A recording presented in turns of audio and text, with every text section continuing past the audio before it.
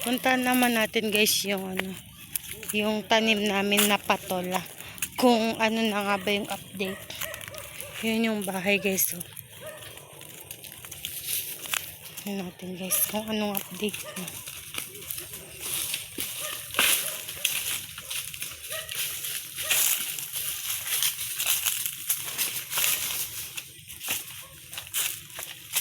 Dahil Lucky Valley.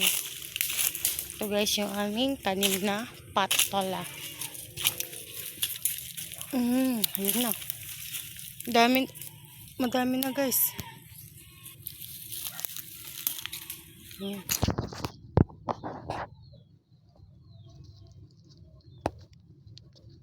Madami na oh. Ayan yung sa isang taniman, 4 yun.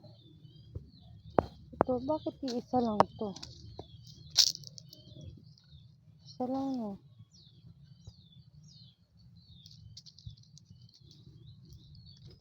Ito, 3. Oh, ano nangyari dito? Naapakan ata oh. Bakit parang mamamatay na siya? Yung mga tanim natin na patola guys.